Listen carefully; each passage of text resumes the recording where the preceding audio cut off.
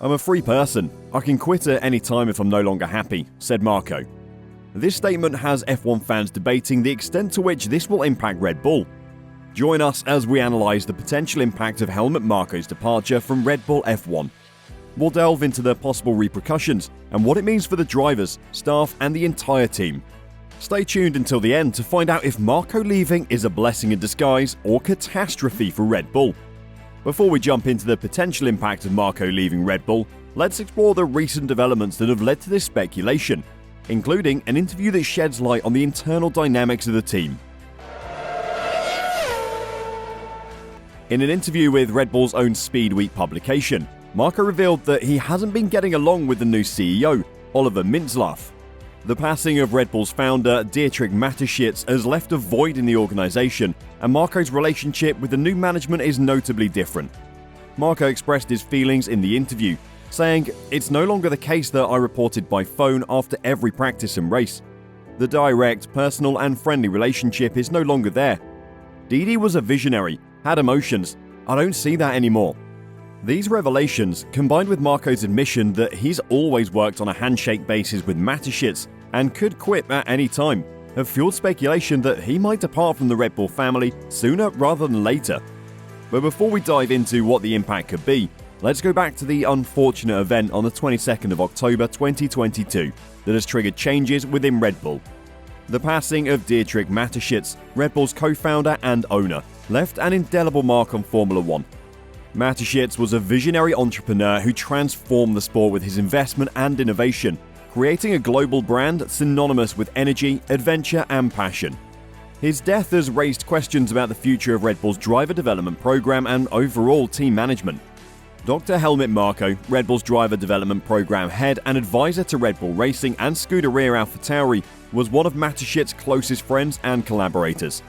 Together, they established the Red Bull Junior team, which has produced some of the best drivers in F1 history, including Sebastian Vettel, Daniel Ricciardo, Carlos Sainz Jr. and Max Verstappen. Marko has been praised by both Verstappen and team principal Christian Horner for his mentorship and keen eye for talent. Despite the challenges posed by Mateschitz's death, there is still a silver lining for Red Bull. Marko remains at the helm of their driver development program, overseeing a promising pool of young talents competing in various junior categories, such as Formula 2, Formula 3 and Formula 4.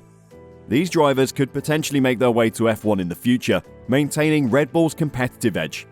However, the new management structure may present some obstacles. Following Mateschitz's death, a board of directors will manage Red Bull. Oliver Bloom, CEO of Corporate Projects and New Investments, will also be part of this board. Bloom is the chairman of Porsche AG, part of the Volkswagen Group, one of Red Bull's main rivals in F1 through its Audi brand. While Bloom and Marko have expressed mutual admiration, their collaboration on future projects might be affected by the inherent competition between their respective organisations. Red Bull faces both opportunities and challenges in the wake of Mateschitz's passing. On one hand, the continued leadership of Marko in the driver development program ensures continuity and a steady stream of talented drivers for the future. On the other hand, the new management structure and potential conflicts of interest may create obstacles for the team. Starting off with the challenges Red Bull would face, primarily this would be the exceptional talent scouting abilities Marko brings to Red Bull. Over the years, he's discovered and nurtured F1 stars such as Sebastian Vettel, Max Verstappen, Daniel Ricciardo and Carlos Sainz Jr. His departure would create a void in both the talent scouting and driver development program, which has been pivotal in shaping the careers of these top drivers. Additionally, losing Marko would mean Red Bull would have to adapt, without his wealth of experience in motorsports and his deep understanding of the team's dynamics. As a key figure in the team's success, his absence could impact Red Bull's performance and competitiveness in Formula One, making it crucial to find a suitable replacement to maintain their edge. So, what do the two names at the forefront of Red Bull think about Marko? Max Verstappen, Red Bull Racing's leading driver, has frequently mentioned Helmut Marko as a crucial mentor in his career, and even a no bullcrap father figure. The Dutchman said, "Helmut is like a father to me, yeah. I have a very good relationship with both of them," speaking about Christian Horner, and with Helmut. He says what he thinks and is always straightforward, and I like that. With him, no bullcrap stories. That rapport with Marko is just very good, and the one with Christian too. We've been through so much over the years, of course, that it's all good. We get on well together. Christian Horner, the team principal of Red Bull Racing, also recognizes Marko's invaluable contributions to the team. He appreciates Marko's sharp eye for talent and his deep understanding of the sport, which have been instrumental in driving the team's success. Losing Marko would mean that both Verstappen and Horner would have to adapt to a new mentor or advisor within the team. While this change might initially be challenging, it could also present opportunities for growth and development under a fresh perspective. A new advisor would bring different insights and experiences and could foster a more supportive environment for young drivers. Marko's departure could lead to reduced pressure on young talents, helping them thrive and reach their full potential, and ultimately benefit the team in the long run. Although his no-nonsense approach seems to be serving Red Bull well. He is known for his ruthless approach, as demonstrated by his decision to demote Daniel Kvyat from the senior team just 4 races into the 2016 season, replacing him with Verstappen for the Spanish GP, which the Dutch driver actually won. Former Red Bull Junior team member Juri Vips once remarked that Marko is simpler than people think, adding that success in the junior team guarantees a ticket to F1, while failure often leads to being kicked out. Vips himself was later suspended from the Red Bull Junior team for using a racial slur in a video game livestream, with Marko confirming the termination of their relationship despite Horner hinting at a possible second chance. Marko's exit could result in a reinvigorated team dynamic and pave the way for fresh perspectives within Red Bull Racing.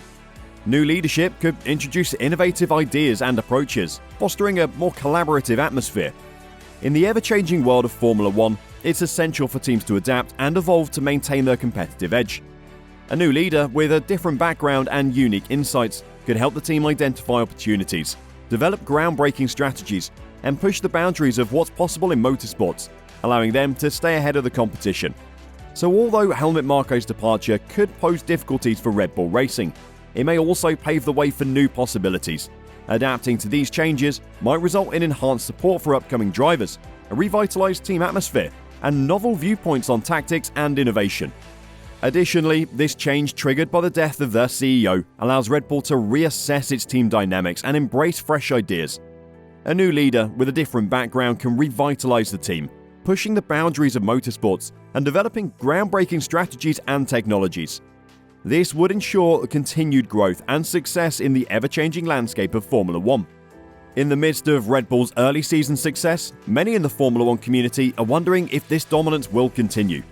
While they appear to be the front runners now, there are several factors that could change the tide, including the potential departure of Helmut Marko and the increased development capabilities of their competitors.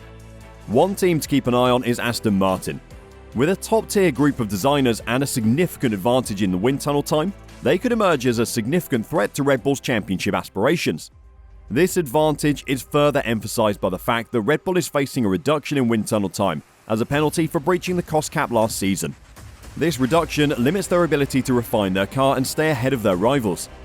Amid internal changes at Red Bull and Marko's uncertain future, the team's focus and direction may shift, potentially affecting their performance throughout the season. As competitors develop their cars and strategies, Red Bull's early season lead could be challenged.